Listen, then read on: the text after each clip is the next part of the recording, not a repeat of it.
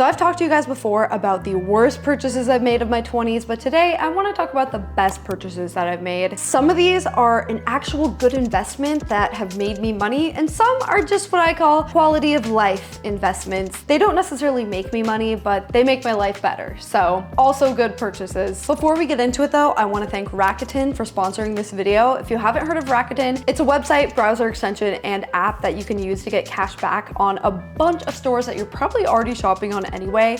They have thousands of different stores. When you have the browser extension installed, you can just shop like normal, and then when you're going to check out on a website, you'll see a Rakuten pop-up where you can apply a coupon code and make sure that you're getting the cash back. I've been using Rakuten myself for years now. I actually first mentioned it back a couple years ago in my inflation video. I don't think people know you can do this, but you can actually shop in store and still get the cash back if you link that credit card. And when you do this, you can get cash back at a ton of different restaurants. I've already gotten cash back at some different restaurants and I didn't even realize, which is awesome. And I've also used it to get cash back on hotels. You can see I got $60 back when I booked this hotel with Rakuten. It really adds up if you look at how much you spend on clothing or furniture or even vacations. With Rakuten, they will periodically send you a check in the mail or they'll do a PayPal transfer. And I forget that I'm even getting the cash back, and then I'll just get the check in the mail and I'm like, oh yeah, it's just like a fun little surprise. And right now they're doing what's called the Festival of Savings, where a bunch of different stores actually have 15% cash back, which is very good. Like, you rarely see that with cash back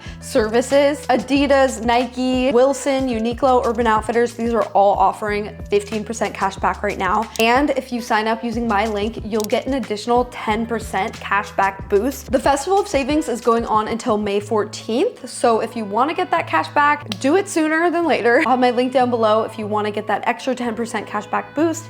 And now let's get into my favorite purchases. So at number 7, we have some good quality kitchen items, more specifically a good frying pan and a couple good quality knives. It's time to throw out the Teflon, you guys. That stuff is toxic. It does not look cute normally. Not that that matters that much, but it's true. I have the Always pan. I really like it. I like that it has like a little spot to put the wooden spatula. It's a ceramic pan, so it doesn't have all the toxic stuff that Teflon pans have. But I do find the claims of those ceramic pans to be non-stick to be a bit of a stretch. You can see things do still stick a bit, and I did use avocado oil, so it's not truly non-stick after the first couple months. I know a lot of actual chefs really like stainless steel pans as well. For me, these are items that I use every day. They're gonna last for years, so I do think it's worth the money to upgrade your pan. Same thing with knives. For the longest time, I would chop everything with a steak knife. Turns out it's really hard to chop vegetables with a steak knife. So if you have a good knife, it's actually very satisfying, it's easy, it's fun, and also a good serrated knife to cut things like bread. It's a game changer. It makes cooking way more fun. It makes you want to cook. So I think it is worth making the investment in your 20s to get just nice quality versions of these things. The next best purchase I've made is my own apartment, living alone. Living alone is definitely more expensive than having roommates, but if you have the chance to do it and you can afford it, I think it can be very beneficial. One thing with living alone is you're able to really focus on yourself, dive into your own interests without any distractions. It's also easier to develop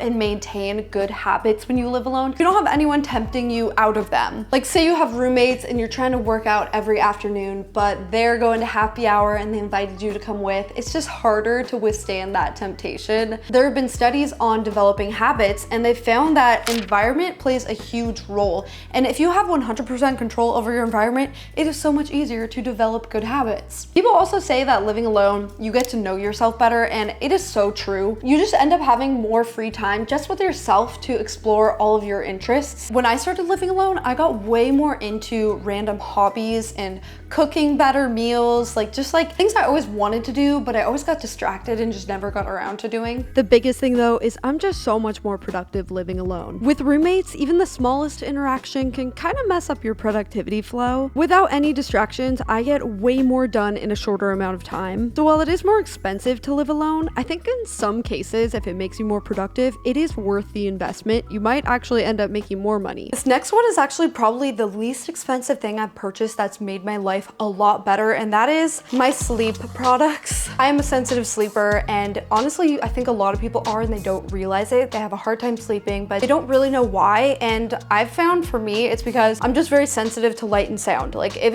there's even a tiny crack of light, I will wake up. Even like just a alarm clock, I've gotta unplug that thing. And so getting a really good sleep mask has been a game changer for me. They're not expensive. You can get one for like $10. Same thing with these earplugs. These are called loop earplugs. These are rubber earplugs. They last way longer than those foam ones. They don't get all disgusting like the foam ones, and they work a lot better than foam earplugs. They block way more sound. And this is my last sleep product. It is this zinc and magnesium supplement. I've never found a sleep supplement as good as this. Personally, melatonin is not for me. It gives me nightmares, but this just makes me so relaxed and sleepy. Gotta be like this specific one. These are really not that expensive of items to have a huge impact on your life. Now that I'm sleeping better, I just feel like I have more mental clarity. I can focus more. I just am in a better mood. If you're not getting good sleep, there are things out there that can help. For you, it might not be earplugs, it might be a sound machine, but it's very worth trying different things out. If you can sleep like a little bit better, like if you get 20% better sleep, that is going to have a huge impact on your life. Another great purchase I think you can make is investing into a hobby. So for me, that's been tennis. I am full-blown obsessed with tennis. I think it's so much fun. And it actually was not that expensive to get started. I bought a $30 racket to start and just played at a public court with some friends. Over time, I did invest more money into some lessons, classes, a little nicer racket, but you don't need to overinvest, okay? You don't need to be like this girl spending $25,000 on pickleball. I mean, pickleball? Like, you can play that for free. If you're lucky enough to find something that you just love to do and you're not making money from it, it's just purely for fun, like that is such a special thing. I think with tennis too, it's been a great workout. It's been like really good for me physically, just staying healthy, but also I've met so many cool people through playing tennis, and really with any kind of hobby, whether it's rock climbing or volleyball, these are like really common ones where you might make new friends. I think having what I've heard called an energizing hobby is really good, because at times where maybe your work life isn't super fulfilling or inspiring, you'll always have something that you can go do for fun to just like relax that isn't just scrolling on TikTok. And I think that's really important, because now it's very easy to resort to just going on our phones, but actually having a hobby that's fun and you enjoy, it just makes you feel so alive. And might I recommend tennis? It's just the best. It's amazing. Next best purchase I've made in my 20s are nonfiction books. I feel like a lot of people now are into kind of self-improvement content. There's a lot of YouTube videos, podcasts, TikToks, etc., but it's very in one ear and out the other. Whereas I feel a book allows you to meditate on an idea for days or even weeks at a time, and it just has more of an impact. You're left thinking about it more and really thinking about how these things in the book apply to your life. Whereas with a YouTube video, it's like you think about it for 10 minutes and then you just forget.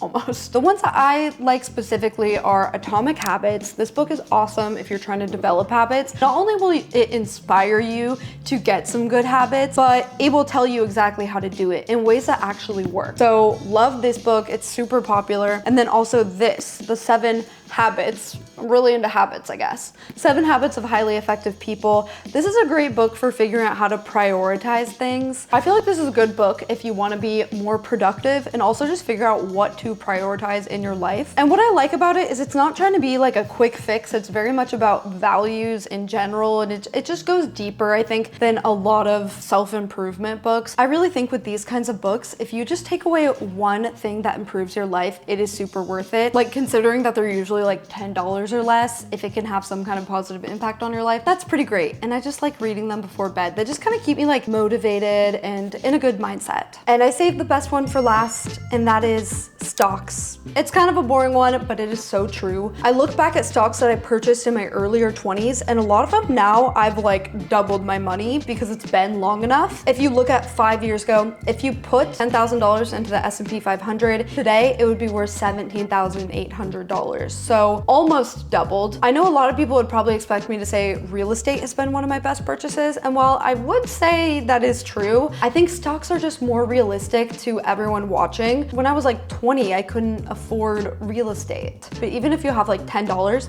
you can afford to start investing in stocks. I also really like stocks because there's less fees involved. With real estate, you need to pay for maintenance of a house. It's honestly not as passive as it sounds, and if you want to sell, you're gonna pay like 5% in realtor fees, which is gonna cut into a good bit of your profit if you make one. Whereas with stocks, you just pay taxes on your earnings, but you're not paying a fee for selling. I just like the ease and the passiveness of investing in stocks, and I like that it's liquid. Honestly, I just think it's like a good way to go. And I'm just so glad I started investing in my early 20s. The important thing, honestly, is to just start and to just get into the habit of investing some of your paycheck every month or whenever you have like some kind of lump sum of money. Once you see it compound, you will be really motivated to invest, honestly, more. And the thing is, even if you make a bad stock pick, almost any stock pick ends up being really good 10 years from now. That being said, there are definitely some sketchy ones out there. I would stay away from penny stocks, things like that. I really only invest in companies that I know and use, and index funds. So this is not financial advice. I'm not a financial advisor, but it's just like personally how I view investing. So while this isn't like a tangible product, it is still a really good purchase that I've made a lot of in my 20s, and I am very glad I did. So those are all of my best purchases that I've made in my 20s. Comment down below if you guys have any purchases that you've made in the last decade that you really are just so glad that you did. I would love to read the comments. If you want to get started getting cash back on Rakuten, I'll have it linked down below. Okay, I hope that you guys enjoyed this video, and I will see you in the next one. Bye.